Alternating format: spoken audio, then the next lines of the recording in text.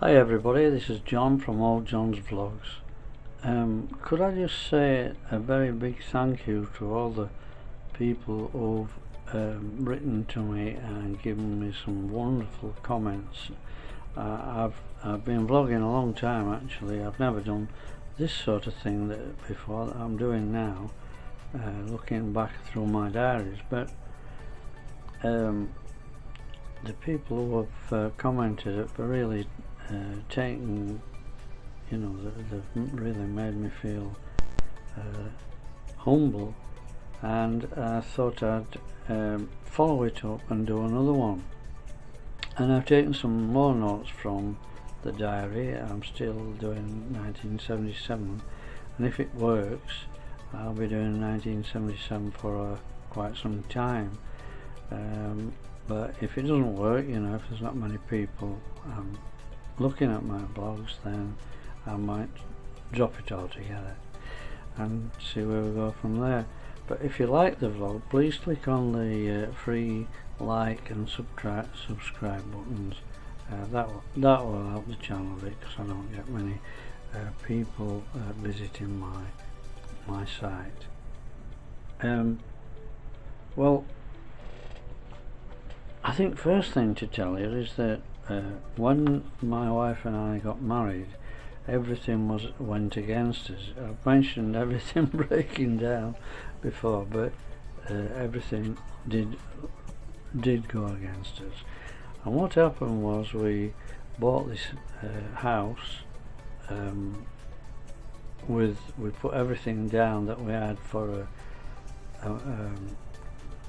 towards the mortgage, as people still do today, and we'd no money left, and so I was working overtime to pay things.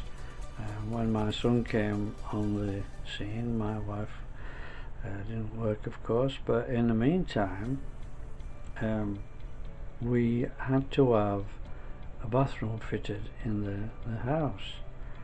And when the plumber came to assess the job, he gave us some bad news, and he said, "I can't do the job. I'm afraid to tell you, I've had the floorboards up in the front room, living room, and you've got dry rot." Oh my goodness, what did I do? At that time I couldn't knock a nail in. I had no idea about DIY at all. I'm pleased to tell you I'm quite good at it now. Like most people with a young family, money was very tight. In fact, in this case, I had to work overtime to purchase the joists that I needed and the other things. So what I did was, and I don't think it's ever happened again, I asked a company to come in and give me a quote. And not only did they give me a quote, they gave me a document with about 50 pages in it of what they were going to do. And I wrote back to them and said I couldn't afford it, but they let me keep the book, and everything that they said they were going to do, I did it. So I bought the joist, I knocked the plaster back to the brick, I climbed down into a metre below the joist and did work on the wall and such things like that, and I got the damp course sorted out, and I did everything actually, but I had to do it between working overtime to pay for the thing which I've just mentioned, and it took me quite a few weekends to do the work, and I did one bit wrong and I had to do it again. Having said that, the job that I did lasted years and years and years. In fact, I think it's still okay today, and as I said, this was in the 1977 diary. Anyway, my wife used to work in a sewing factory where they made shirts called Velusta, And when our son was born, she didn't go back to work, but knowing that I was struggling and I was working too many hours at that time, she decided to go to work back at the Villister factory part-time.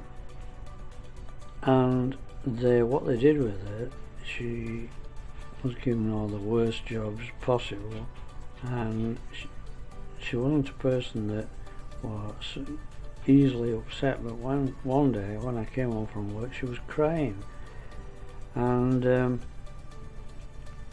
when I asked her what it was all about, she said she didn't really want to go back to that type of work again. And the lady who was in charge of telling all the ladies what to do was being a complete nasty piece of work towards my wife. Now I wasn't going to have that. But in the meantime, fortune came on our side, because there was a vacancy for a dinner lady at one of our local schools, and my wife got the job. So she went back to the Villister factory and was going to say I'm handing in my notice, but she didn't get a chance. The lady who was being a pain towards my wife was waiting for her on the door, and she said, "Oh, you've come.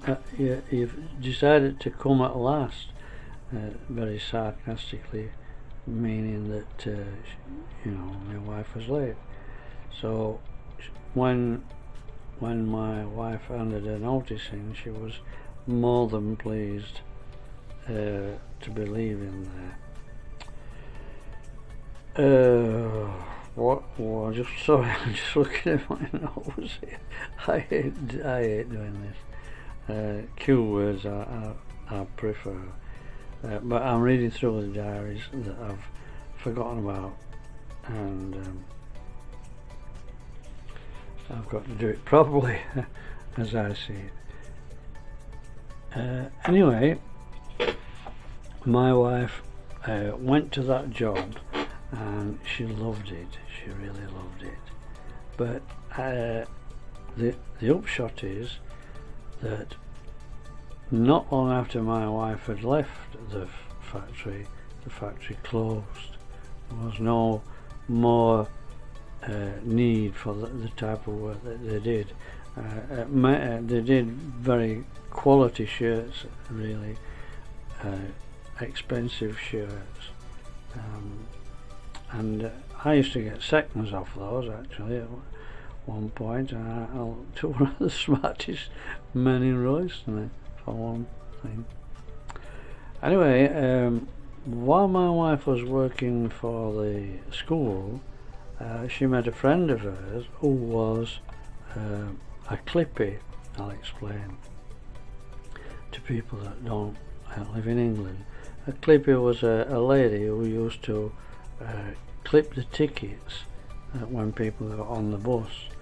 So they bought the ticket, they got on the bus, and the clipper used to come around and clip it to say that yes, you're a bona fide person on the bus. And this clippy lady who worked with her husband, he was a driver, I believe, had all sorts of stories to tell. And one day an old lady got on the bus, and the bus was going to the hospital, and the old lady said, I'm not looking at my notes now, thankfully. The old lady said to the driver, "Are you a good driver?" And the clippy said, "Yes, he's a very good driver." "Well, do you think you could be very slow and not go over any bumps, please?" And the clipper, thinking that the lady who was going to hospital was poorly, said to her husband, "Now take your time and avoid all the bumps." And this happened to her, and so the journey was a bit longer than planned. And when the old lady got off the bus, she said to the driver, "Thank you," and the driver said, "Well, I hope you're all right when you get to hospital." And she said, Oh, I'm not the patient. It's my husband who's the patient. I'm excuse me. I'm just taking him a jelly and I didn't want it to spill over. Oh, excuse me. I just had to say it. Bye.